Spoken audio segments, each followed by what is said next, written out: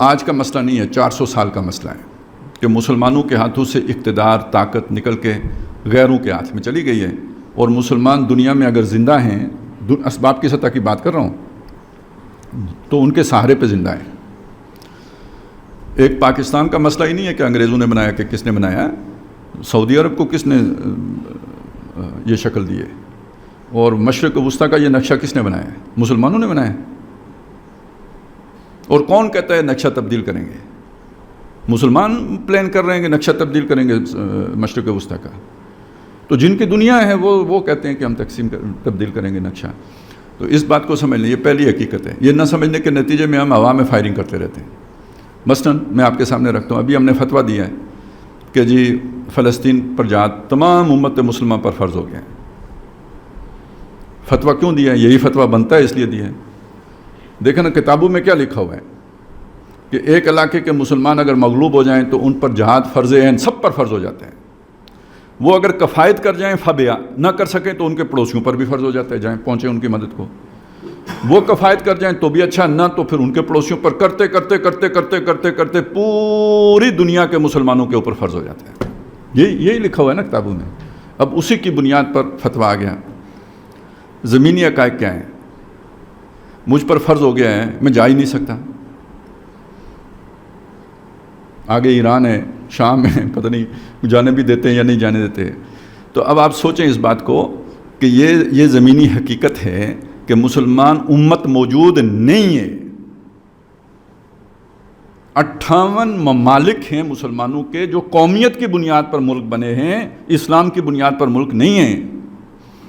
یہ زمینی حقیقت ہے۔ اس فتوے پہ عمل درآمد تب ہو سکتا ہے جب پہلے امت وجود میں آئے گی، تو پھر اس کے بعد اس فتوے پر عمل درآمد ہو سکے گا۔ نہیں تو اس پہ آپ نے فتویٰ دے دیا، اپنا فرض پورا کر دیا، عمل نہیں ہو سکتا اس پہ۔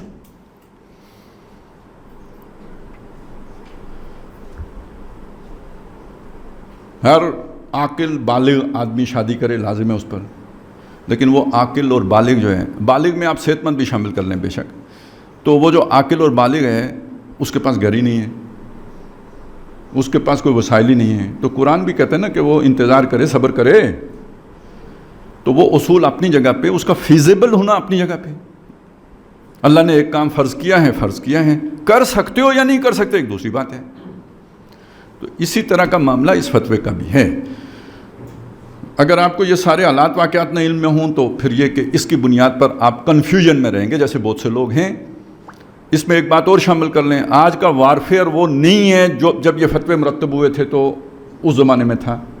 جو بندہ مرضی اٹھے، گھر سے تلوار لے، گھوڑے پہ سوار ہو، جا کے سلطان صلاح الدین ایوبی کی فوج میں شامل ہو جائے۔ آج مسئلہ یہ ہے کہ سائنس بن چکا ہے، یہ جنگی حکمت عملیاں اور یہ سارا کچھ اسپیشلائزڈ لوگ ہوتے ہیں، ساری عمر وہ ایک پیشہ ور فوجی ہوتا ہے، ساری عمر ایک ہی کام کرتا ہے۔ مولوی کا کام اب جنگ کرنا نہیں رہا ہے، دکاندار کا کام اب جنگ کرنا نہیں رہا ہے۔ بعض ممالک میں ہیں اس کے سارے شہری، ان کو فوجی ٹریننگ دی جاتی ہے، لیکن ٹریننگ کے بعد بنتے ہیں وہ اس قابل۔ اور ظاہر ہے جو والنٹیئر ہوں گے وہ کوئی اعلیٰ عہدوں پر تو نہیں فائز ہو سکتے، کیونکہ وہ اعلیٰ عہدوں پہ تو وہی فائز ہوگا کہ جو پوری زندگی ادھر کھپائے گا، اسے ساری جو ہے نا اس کی باریکیاں معلوم ہوں گی۔ یہ فٹ سولجر کے طور پر کام آ سکے گا اگر اس نے ٹریننگ لی بھی ہے تو، اور فٹ سولجر کے طور پر کام کرنے کی بھی ایک عمر ہوتی ہے، اس سے زیادہ وہ ہارڈ ورک تو نہیں کر سکتے جو ایک فٹ سولجر کرتا ہے۔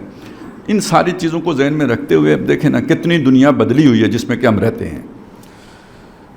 یہ ساری چیزیں میں نے آپ کے سامنے اس لیے رکھی ہیں کہ بس صرف یہ کلیئر کرنے کے لیے کہ یہ جو سمجھا یہ جاتا ہے نا کہ یہ دنیا خود بخود چل رہی ہے، ہمیں اس طرح نہیں سمجھنا چاہیے کہ خود بخود چل رہی ہے۔ ہمیں پہلا یہ یقین رکھنا چاہیے کہ اللہ تعالیٰ اسے چلا رہا ہے، یہ اس کی دنیا ہے۔ اصل میں اس کے لیے میں نے سورہ صف کی وہ پہلی آیت پڑھی تھی، سبح للہ ما فی السماوات و ما فی الارض وہو العزیز الحکیم۔ العزیز کا مطلب یہ اتھارٹی اس کی ہے، اور ساتھ حکیم بھی ہے۔ وہ اس اپنی حکمت کی وجہ سے اس اتھارٹی کو جو ہے نا اس کا استعمال جو ہے نا ایک بیلنسڈ انداز میں ہوتا ہے، اور اس کی حکمت کبھی کبھی متقاضی ہوتی ہے اور ڈھیل بھی دے دیتا ہے۔ تو یہ 400 سال کی ڈھیل ہے جو اس نے کافروں کو دے رکھی ہے، اور اس ڈھیل کے نتیجے میں ہمارے اندازے غلط ہو جاتے ہیں سارے۔ ہم سمجھتے ہیں دنیا کا اللہ کا اصول ہی یہی ہے۔ یہ سمجھنے کے نتیجے میں کوئی غامدی صاحب یہ بتاتے ہیں کہ اب اسلام دوبارہ نہیں آ سکتا، کیونکہ انہیں جب اس اصول پر نظر آتا ہے کہ مسلمانوں کے پاس تو طاقت ہی نہیں ہے، مسلمانوں کے وسائل ہی نہیں ہیں، مسلمان پھٹے ہوئے ہیں، کافر ان سے 1000 سال آگے نکل گئے ہیں، اب یہ مسلمان اس دوڑ میں وہاں تک پہنچ نہیں سکتے، لہٰذا کبھی بھی مسلمان اب دوبارہ اقتدار میں نہیں آ سکتے۔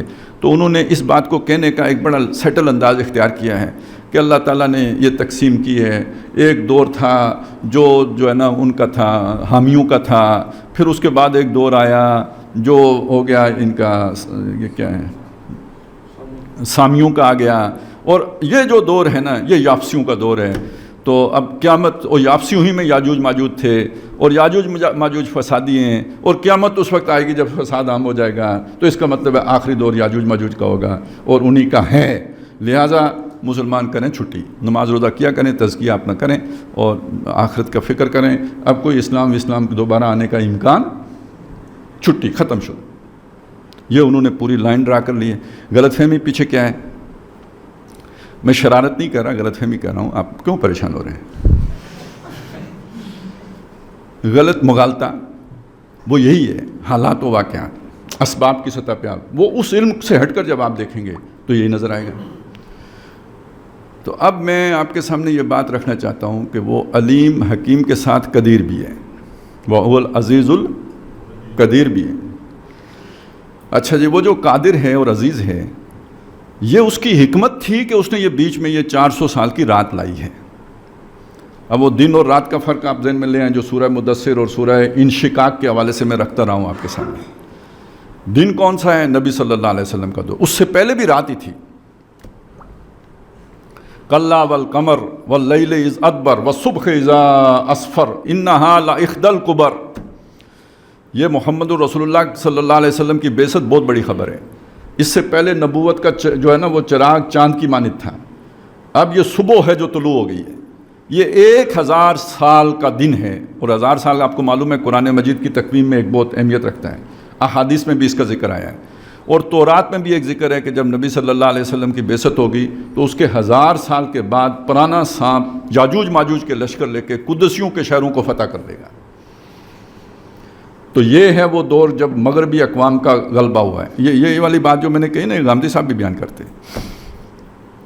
پھر آگے سے ذرا تھوڑا سا سمارٹ ٹرن لیتے ہیں۔ کل پرسوں ایک سمارٹ ٹرن لیتے ہوئے F-18 سمندر برد ہو گیا ہے، تو ان کی فکر بھی یہاں جا کے سمارٹ ٹرن لے کے تو وہ غلط رخ پہ چلی جاتی ہے۔ تو خیر میں بتانا یہ چاہ رہا تھا کہ اللہ تعالیٰ کہ جو بھی وہ حکمت تھی اس میں یہ اس 1000 سال کے بعد اس رات نے آنا تھا۔ فلا اقسم بالشفق واللیل وما وسق، جیسے شام کی جو ہے نا وہ دھندلکا سا رہ جاتا ہے، پھر رات ہوتی ہے، سب اپنے اندر سمیٹ لیتی ہے۔ یہ 400 سال وہ ہے جس نے اس علم کو اپنے اندر سمیٹ لیا جس کا میں ذکر کر رہا ہوں، اس خیر کو ختم کر دیا جو محمد رسول اللہ صلی اللہ علیہ وسلم لے کے آئے تھے۔ غاروں میں باقی رہ گیا، سرفس پہ باقی نہیں چھوڑا گیا۔ لیکن یہ کہ یہ ایسا ہی نہیں ہوگا۔ والقمر اذا اتسق، چاند پھر طلوع ہوگا، روشنی پھر آئے گی، رات ہی کا گہرا اندھیرا نہیں رہے گا، لیکن چاند آتا ہے دھیرے دھیرے۔ پہلی رات میں وہ بہت جلدی غروب ہو جاتا ہے، دوسری رات ذرا تھوڑا اور دیر کرتا ہے، کرتے کرتے 14ویں دن جا کے رات کو روشن کرتا ہے۔ اب اس سے نتیجہ کیا نکلا؟ یہ رات آنے کے بعد جو دوبارہ دنیا میں روشنی آئے گی وہ دھیرے دھیرے آئے گی۔ لَتَرْكَبُنَّ طَبَقًا عَنْ طَبَقٍ۔ اب یہاں ایک اور غلط فہمی ہمیں ہوتی ہے کہ ہم کمپیریزن کرتے ہیں نبی صلی اللہ علیہ وسلم کے دور سے، جہاں سورج نکلا تھا وہ تو آتے ہی سب کچھ روشن کر دیتا ہے پہلے ہی دن۔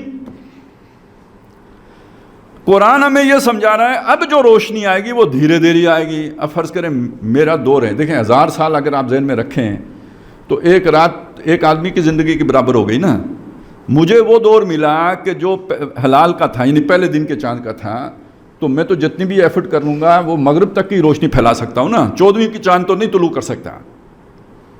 تو اس کا ایک مطلب یہ ہوا نا پھر کہ جو دور مجھے ملا اس دور میں اتنی ہی روشنی ہو سکتی ہے، اس سے زیادہ نہیں ہو سکتی۔ لَتَرْكَبُنَّ طَبَقًا عَنْ طَبَقٍ۔